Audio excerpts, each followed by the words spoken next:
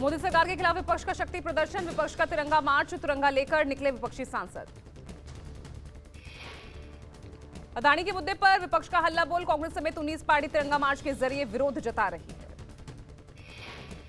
संसद भवन से विजय चौक तक तिरंगा यात्रा निकाल रहा विपक्ष, बाद में कॉन्स्टिट्यूशन क्लब से ज्वाइंट प्रेस कॉन्फ्रेंस भी करेगा विपक्ष। अनिश्चितकाल के लिए स्थगित हुई लोकसभा, राज्यसभा की कार्यवाही दोपहर 2 बजे तक स्थगित हुई। लोकसभा में विपक्ष की पार्टी के नेता काले कपड़े पहनकर पहुंचे तो भाजपा सांसद पार्टी के स्थापना दिवस पर भगवा कपड़े पहनकर संसद में पहुंचे। बीजेपी मना रही है 44वां स्थापना दिवस, पीएम मोदी ने 10 लाख कार्यकर्ताओं को संबोधित करते हुए कहा, मां भारती के लिए बीजेपी का एक एक कार्यकर्ता समर्पित। बजरंगबली का उदाहरण देते हुए पीएम मोदी ने कहा, हनुमान जी से प्रेरणा लेकर काम करती है भाजपा। हनुमान जी को राक्षसों का सामना करना पड़ा तो वो उतने ही कठोर भी हो गए थे।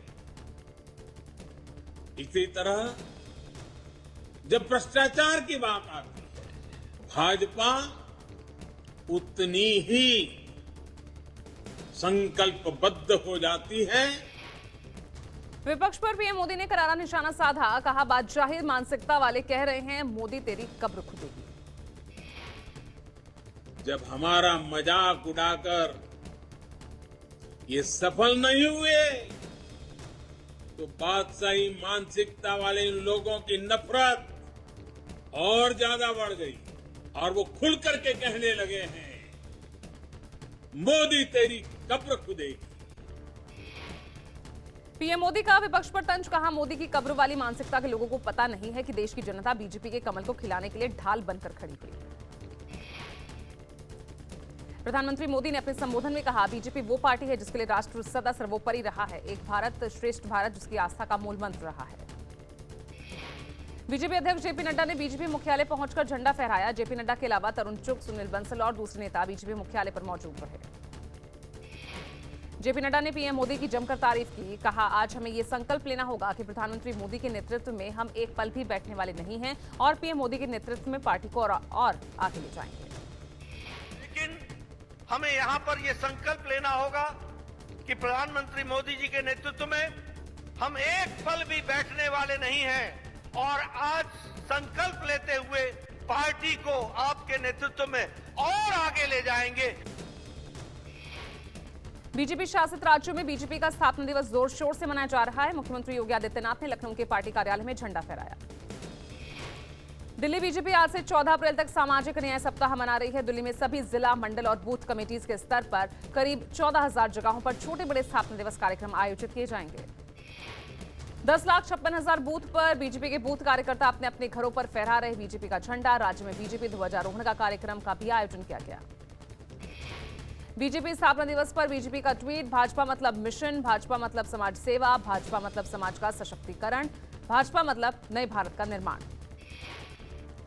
हनुमान जयंती पर निकलने वाली शोभा यात्रा को देखते हुए अलग अलग शहरों में सुरक्षा बढ़ाई गई। बंगाल में केंद्रीय बलों की तैनाती ड्रोन से रखी जा रही नजर।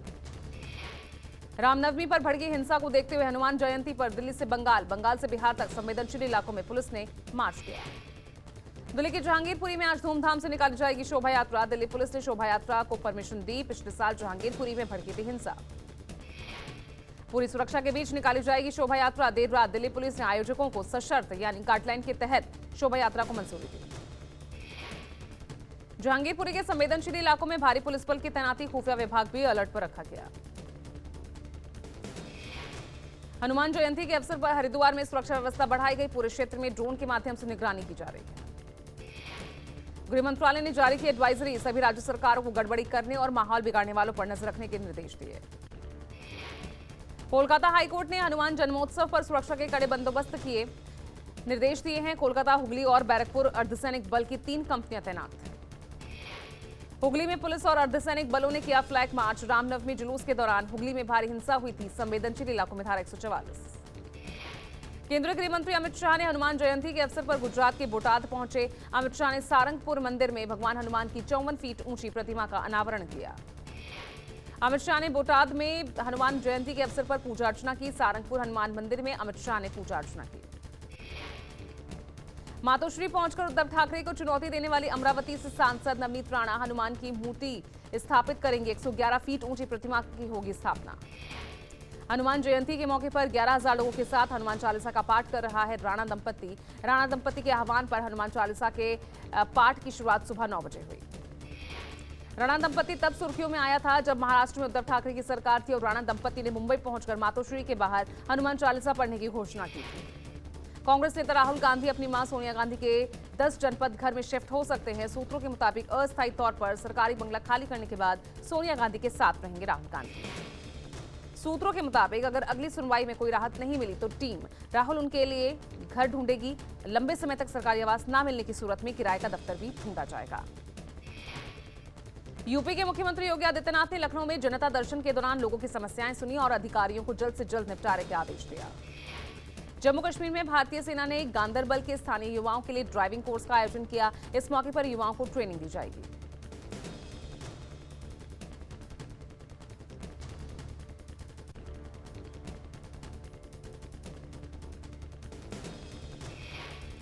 पश्चिम बंगाल की मुख्यमंत्री ममता बनर्जी पूर्व मेदिनीपुर में प्रेस क्लब के उद्घाटन के दौरान शामिल हुई। इस मौके पर बोली, मैं चाहती हूं कि आने वाले दिनों में बंगाल पूरे भारत को उन्नति का पथ दिखाए।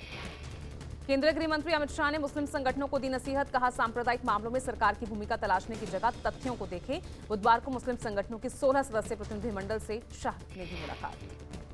मनी लॉन्ड्रिंग केस में बंद आप नेता सत्येंद्र जैन को दिल्ली हाईकोर्ट से बड़ा झटका लगा। सत्येंद्र जैन की जमानत याचिका खारिज। कोर्ट ने माना कि सत्येंद्र जैन गवाहों और सबूतों को प्रभावित कर सकते हैं। मनीष सिसोदिया की जमानत याचिका पर दिल्ली हाईकोर्ट ने सीबीआई को नोटिस जारी किया। अगली सुनवाई 20 अप्रैल को होगी। तेलंगाना बीजेपी अध्यक्ष बंदी संजय की गिरफ्तारी के खिलाफ आज हाईकोर्ट में अपील। एसएससी पेपर लीक में पुलिस ने बंदी संजय को मंगलवार को किया था गिरफ्तार। बंदी की गिरफ्तारी के खिलाफ राज्य भर में प्रदर्शन।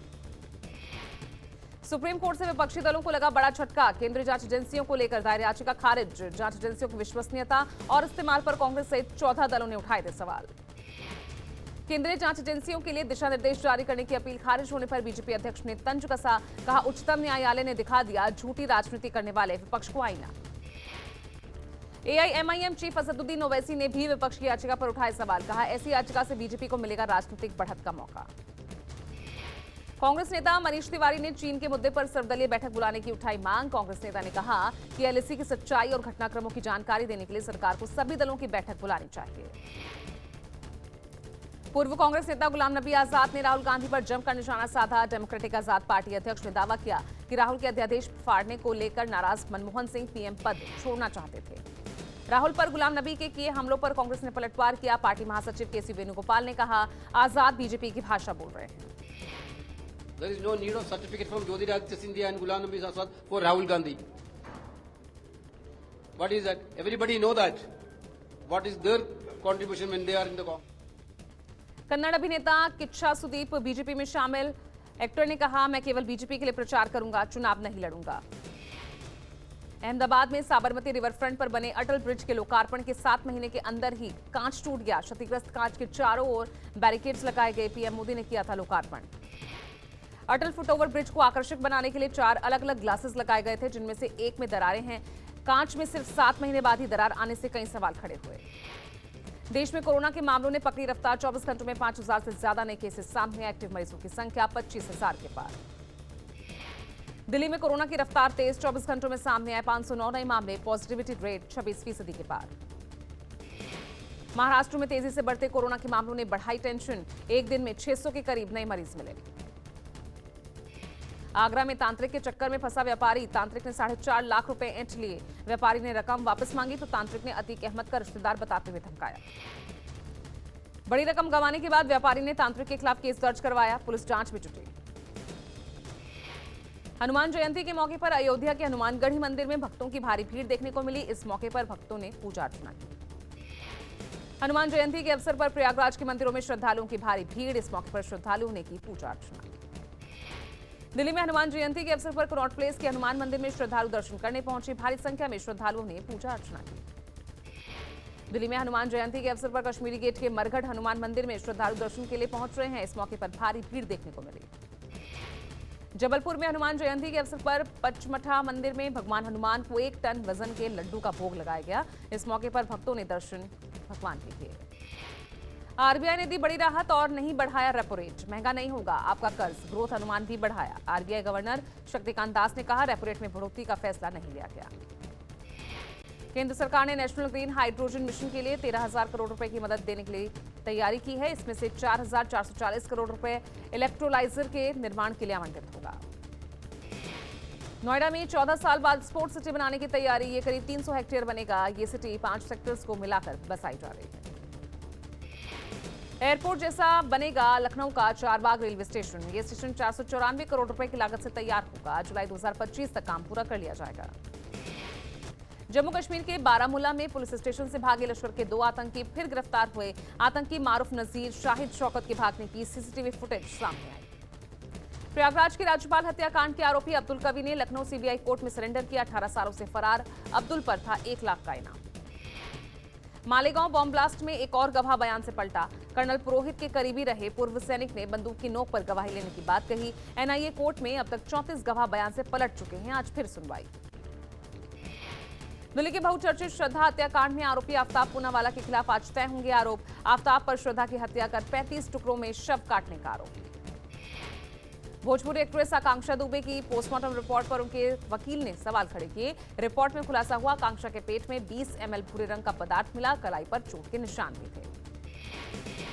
यूरोपीय संघ ने यूक्रेन युद्ध में रूस का समर्थन करने के लिए चीन की आलोचना की है। ईयू का कहना है रूस का समर्थन ना ही चीन और ना ही यूक्रेन के हित में है।